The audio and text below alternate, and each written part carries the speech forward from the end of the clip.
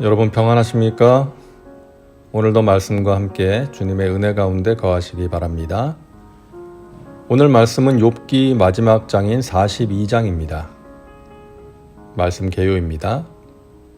1절부터 6절은 욥의 신앙 고백과 회개의 내용이고 7절부터 9절은 새 친구들의 잘못에 대해 하나님께서 지적하시고 그것을 해결하기 위한 욥의 중보기도 및 제사 장면입니다.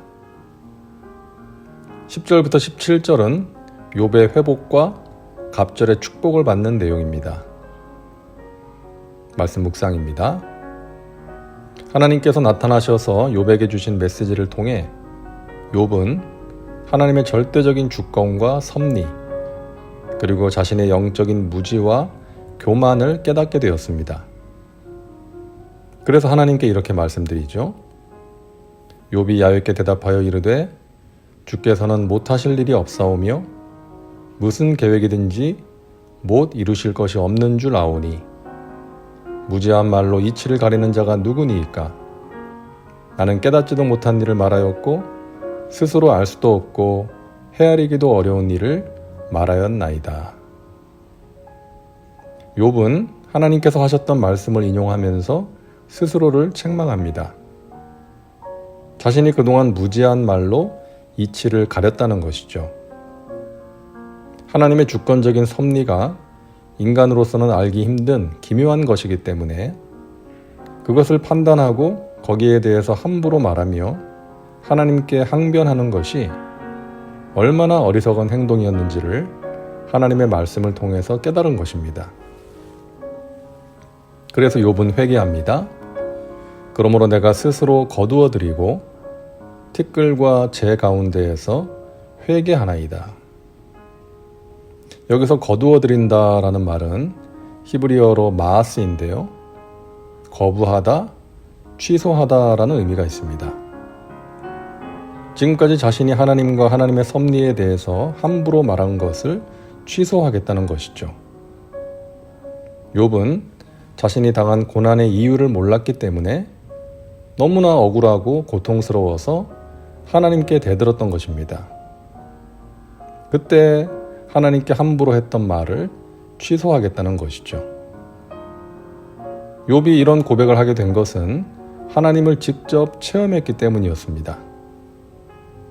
내가 주께 대하여 귀로 듣기만 하였사오나 이제는 눈으로 주를 배옵나이다. 내가 주께 대하여 귀로 듣기만 하였사오나 이 말을 직역하면 내가 그동안 내 귀에 들린 소식, 평판에 의해서 주님을 알았으나 이런 의미입니다. 그러니까 지금까지는 종교적인 전통이나 조상들의 가르침 등의 간접 경험으로 하나님을 알고 있었지만 그래서 그것이 매우 불완전하고 관념적인 것이었지만 이제는 하나님의 직접적인 계시를 통해서 하나님의 말씀을 들음으로써 영안이 열리고 하나님의 위대한 주권과 섭리에 대하여 알게 되었다는 것입니다. 인간으로서 온전히 인식하기 힘든 것들이 여전히 존재하지만 그 모든 것을 다스리시는 분이 하나님이라는 것을 다시금 새롭게 깨닫게 되었다는 말입니다. 하나님께서는 욥이 고난당한 이유에 대해서 직접적으로 말씀하시지는 않았지만 이제 욥은 하나님의 말씀 속에서 하나님의 의로우신 주권적 섭리를 깨닫고 어떤 상황에서도 하나님의 주권적 섭리에 온전히 순종하는 것이 마땅하다는 것을 새롭게 인식하게 되었던 것입니다. 귀로 듣기만 하다가 눈으로 주를 배웠기 때문이었죠. 우리의 신앙도 마찬가지입니다. 교회를 오래 다니고 성경을 많이 아는 것이 중요한 것이 아니라 하나님과의 만남이 중요합니다. 하나님과의 1대1의 관계, 하나님을 체험하는 것이 중요한 것이죠. 우리의 자녀들에게 아무리 신앙생활을 강조해도 그들에게는 잔소리로 들릴 뿐입니다. 그들에게 아직 신앙이 없는데 신앙 생활을 강조하기 때문이죠. 그래서 먼저 필요한 것이 신앙 생활이 아닌 신앙, 믿음입니다. 하나님과의 인격적인 만남을 통해 가질 수 있는 믿음이죠. 믿음이 들어가면 믿음 생활, 신앙 생활은 자연스럽게 따라오는 것입니다. 그래서 믿음은 강요한다고 되는 것이 아니라 하나님을 눈으로 배움는 그 체험을 통해서 가질 수가 있는 것이죠. 그래서 우리의 자녀들이 믿음을 가질 수 있기를 기도하면서 그럴 수 있도록 도와주고 기다려줘야 하는 것입니다. 하나님께서는 욥에게 말씀하신 뒤에 욥의 세 친구 중 하나인 엘리바스에게 말씀하십니다. 야훼께서 욥에게 이 말씀을 하신 후에 야훼께서 대만 사람 엘리바스에게 이르시되 내가 너와 내 두 친구에게 노하나니 이는 너희가 나를 가리켜 말한 것이 내 종 욥의 말같이 옳지 못함이니라. 친구들의 주장이 잘못된 것은 내용이 아니라 적용의 문제였습니다. 그들이 말한 인과응보의 논리 자체가 틀린 것은 아니죠. 문제는 인간이 겪는 모든 고난을 그 논리 하나로 설명하려고 했던 것이 잘못이었죠. 그리고 욥의 아픔을 공감하고 위로하려고 하지 않고 자기들 나름대로의 정답만 들이댔기 때문입니다. 고통 중에 있는 사람에게는 정답보다는 공감의 언어가 필요한 것입니다.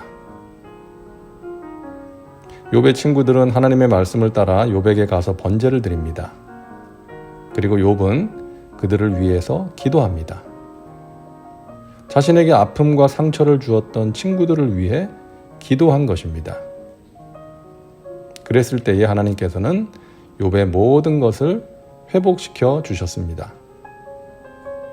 욥이 그의 친구들을 위하여 기도할 때 야훼께서 욥의 곤경을 돌이키시고 야훼께서 욥에게 이전 모든 소유보다 갑절이나 주신지라. 욥이 그의 친구들을 위해서 기도했을 때 하나님께서 욥의 고난을 돌이키시고 이전보다 더 많은 소유를 주셨다는 것입니다. 그리고 욥의 말년에도 재산과 자녀의 복을 넘치도록 부어주십니다. 여러분, 여러분의 마음을 힘들게 했던 사람을 위해서 기도하세요. 그렇게 하는 것이 정말 힘든 일이지만 그것이 하나님의 뜻이고 그럴 때에 하나님께서 우리의 삶에 신령한 복과 은혜를 부어주실 것입니다. 욥기를 마치면서 욥기가 주는 메시지를 간단하게 정리해 봅니다. 먼저 우리가 이해하기 힘든 신비의 고난이 있다는 것입니다. 욥이 당한 이유를 모르는 고난이죠.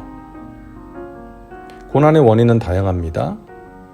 욥의 친구들이 말한 인과응보의 고난, 욥이 당한 까닭없는 고난, 엘리후가 주장했던 교육적인 고난, 그리고 공동체적인 고난.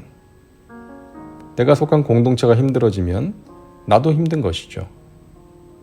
공동체의 죄가 곧 그 공동체에 속한 나의 책임도 되는 것이고요.